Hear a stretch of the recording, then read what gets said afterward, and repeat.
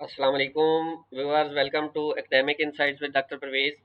आज के एपिसोड में हम देखने जा रहे हैं branches, scope and uses of statistics. सबसे पहले आप ये वीडियो क्यों देखें?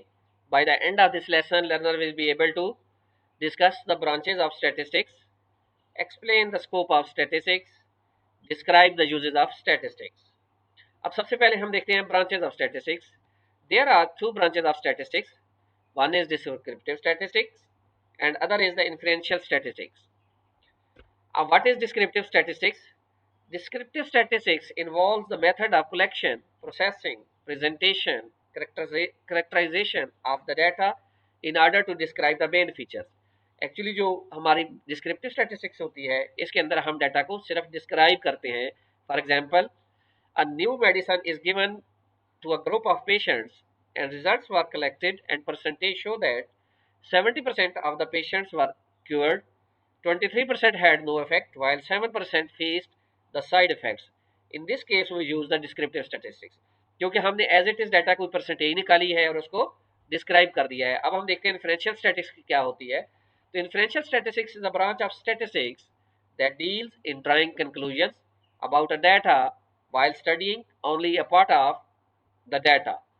It involves testing of hypotheses and estimates. इस ब्रांच के अंदर एक्चुअली हम क्या करते हैं, हम डाटा को डिस्क्राइब नहीं करते बल्कि उससे कंक्लूजन भी ड्रा करते हैं और उस पर हाइपोथेसिस भी टेस्ट करते हैं। फॉर एग्जांपल, पिछली एग्जांपल में हम देखें, if a doctor estimates that future 70% or more patients will recover by the medicine and decide to suggest the medicine in future, then he is applying the inferential statistics. अब पिछले result से उसने देखा क्योंकि 70% ऐसे हैं जो रिकवर हो रहे हैं, तो इसलिए उनको ये मेडिसिन सजेस्ट की जा सकती है। अब हम देखते हैं स्कोप ऑफ स्टैटिस्टिक्स क्या है, क्योंकि देखिए हम पिछली एपिसोड और इस एपिसोड में ये तो पढ़ चुके स्टैटिस्टिक्स क्या है और उसके करेक्टरिस्टिक्स क्या है और उसकी अब ब्रांचेस क्या है। तो अब स्कोप देखते हैं। सबसे पहले initially statistics was used in only the affairs of state, but nowadays it is applies in all the field of human life. For example हम देखते हैं, it applies in business, industry, agriculture, commerce, economics, physics, chemistry, biology, biochemistry, psychology, metrology, engineering, administration, education, health, geology and money more.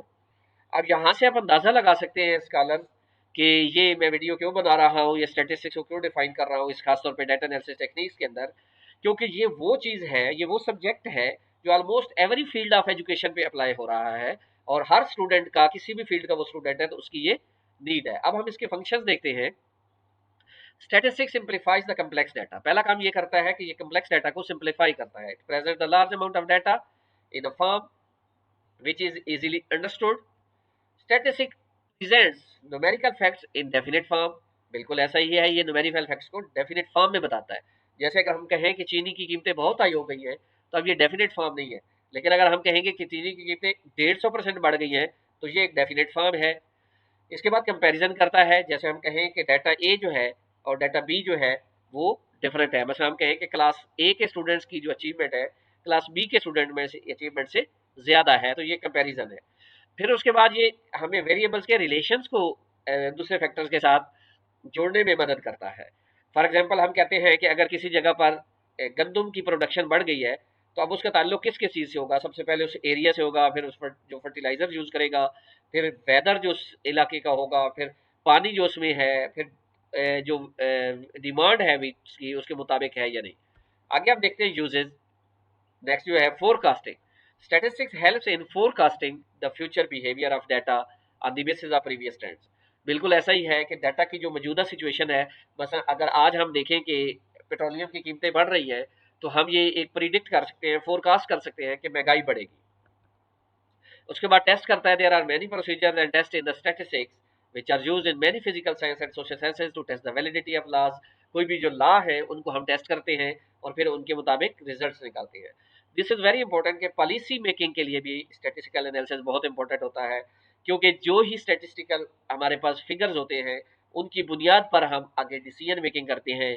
For example, हमारे यहाँ एक problem आ जाए कि rural area से population जो है वो अर्बन एरियाज़ की तरफ ज़्यादा शिफ्ट होने लग जाए, तो फिर हमें कौन सी पॉलिसीज़ बनानी चाहिए? हमें ऐसी पॉलिसीज़ बनानी चाहिए जो रूरल एरियाज़ को इम्प्रूव करें। Thank you for watching. उम्मीद है कि आपको समझ आ गई होगी। मज़ीद अगर आपके ज़हन में कोई सवाल हो तो आप कमेंट सेक्शन में पूछ सकते हैं।